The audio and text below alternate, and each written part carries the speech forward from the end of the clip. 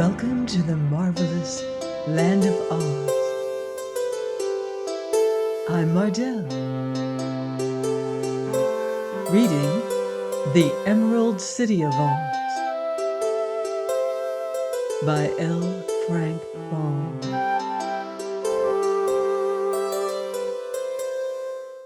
Chapter 1. How the Gnome King Became Angry. The Gnome King was in an angry mood, and at such times he was very disagreeable. Everyone kept away from him, even his chief steward, Calico. Therefore the king stormed and raved all by himself, walking up and down in his jewel-studded cavern, and getting angrier all the time. Then he remembered that it was no fun being angry, unless he had someone to frighten and make miserable, and he rushed to his big gong and made it clatter as loud as he could. In came the chief steward, trying not to show the Gnome King how frightened he was. "Send the chief counselor here," shouted the angry monarch. Calico ran out as fast as his spindle legs could carry his fat round body. And soon the chief counselor entered the cavern. The king scowled and said to him, "I am in great trouble over the loss of my magic belt. Every little while I want to do something magical and find I can't because the belt is gone. That makes me angry, and when I'm angry, I can't have a good time. Now, what do you advise?"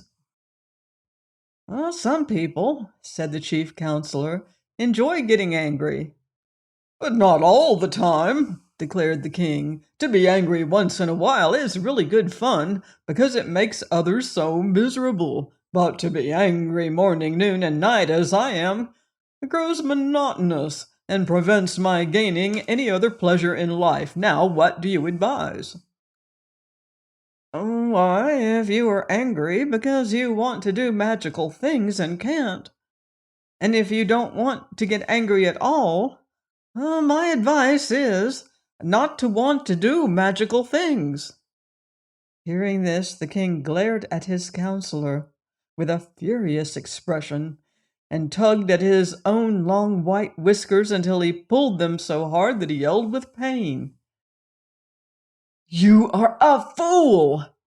he exclaimed. "I share that honor with your majesty," said the chief counselor. The king roared with rage and stamped his foot. "Ho there, my guards!" he cried. Ho is a royal way of saying come here. So, when the guards had hoed, the king said to them, "Take this chief counselor and throw him away." Then the guards took the chief counselor and bound him with chains to prevent his struggling and threw him away. And the king paced up and down his cavern more angry than before. Finally, he rushed to his big gong and made it clatter like a fire alarm. Calico appeared again, trembling and white with fear. "Fetch my pipe!" yelled the king. "Your pipe is already here, your majesty," replied Calico. "Well, then get my tobacco!" roared the king. The tobacco is in your pipe, your majesty," returned the steward. "Well, then bring a live coal from the furnace," commanded the king.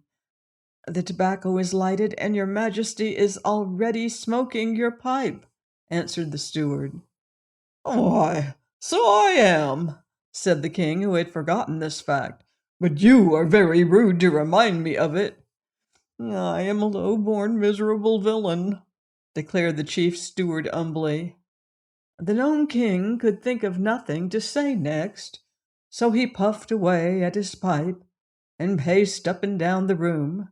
Finally he remembered how angry he was and cried out, "What do you mean, Calico, by being so contented when your monarch is unhappy?" "What makes you unhappy?" asked the steward. "I've lost my magic belt. A little girl named Dorothy, who was here with Ozma of Oz, stole my belt and carried it away with her. said the king, grinding his teeth with rage. She captured it in a fair fight, Calico ventured to say. But I want it! I must have it! Half my power is gone with that belt, roared the king.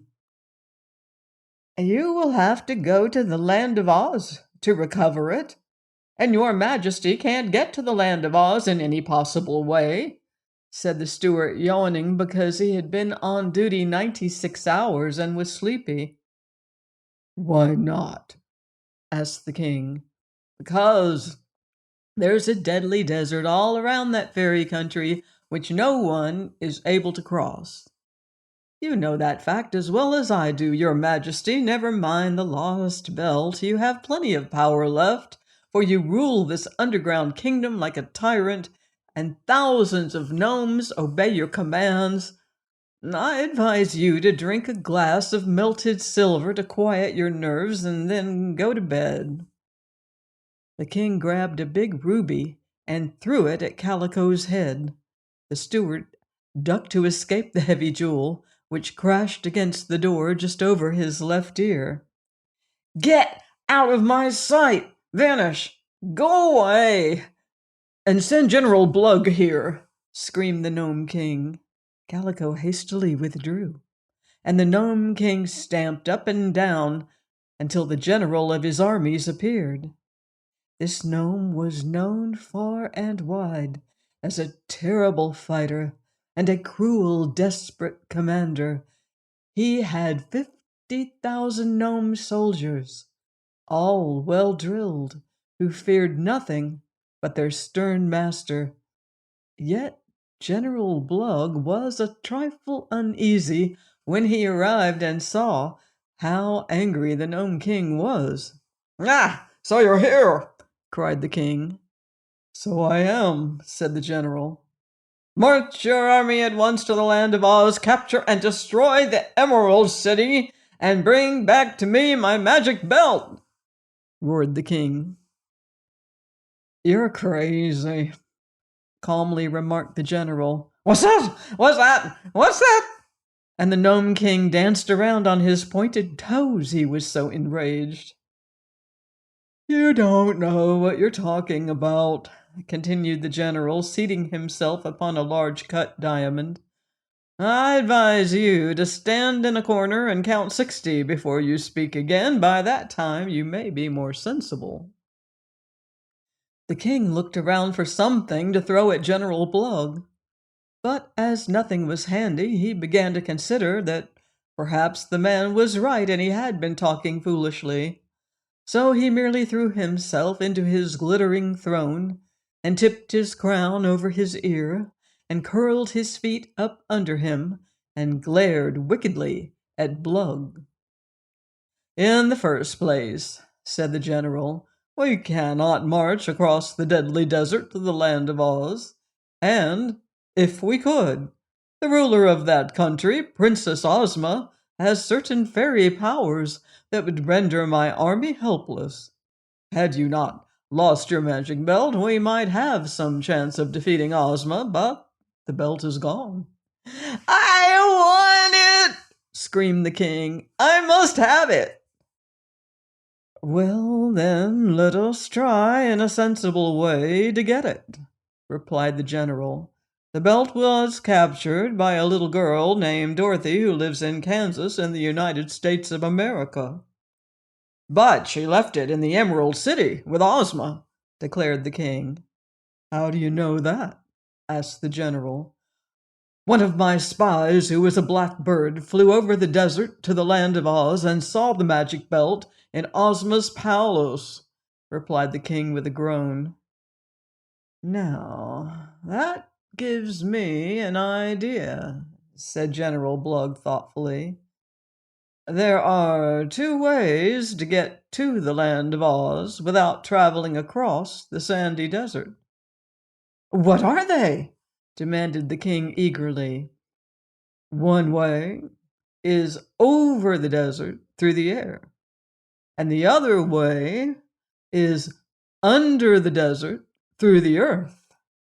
Hearing this, The Gnome King uttered a yell of joy and leaped from his throne to resume his wild walk up and down the cavern. "That's it, Blug!" he shouted. "That's the idea, General! I'm king of the underworld and my subjects are all miners. I'll make a secret tunnel under the desert to the land of Oz. Yes, right up to the Emerald City, and you will march your armies there and capture the whole country." "Softly, softly, your majesty, don't go too fast," warned the general. "My gnomes are good fighters, but they are not strong enough to conquer the Emerald City." "Are you sure?"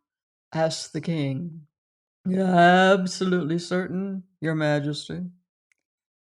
"Then what am I to do?"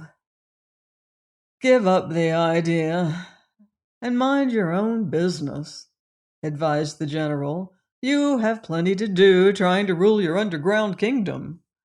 "But I want that magic belt, and I'm going to have it!" roared the Gnome King.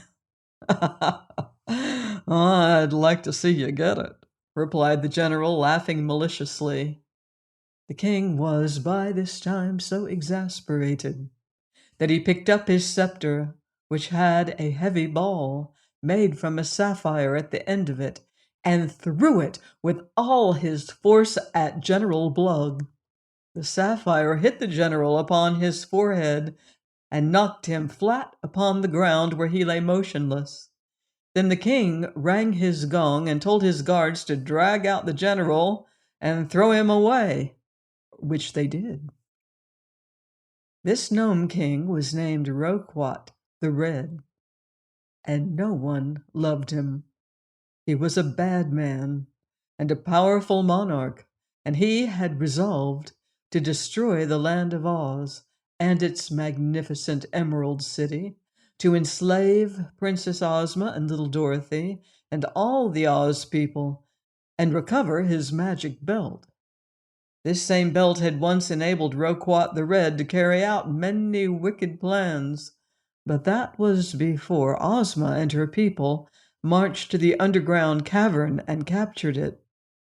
The Gnome King could not forgive Dorothy or Princess Ozma, and he had determined to be revenged upon them. But they, for their part, did not know they had so dangerous an enemy. Indeed, Ozma and Dorothy had both almost forgotten that such a person as the Gnome King yet lived under the mountains of the land of Ev, which lay just across the deadly desert to the south of the land of Oz. An unsuspected enemy is doubly dangerous. Please join me next week for more magical adventure here on the marvelous land of Oz. Goodbye for now. See you in Oz.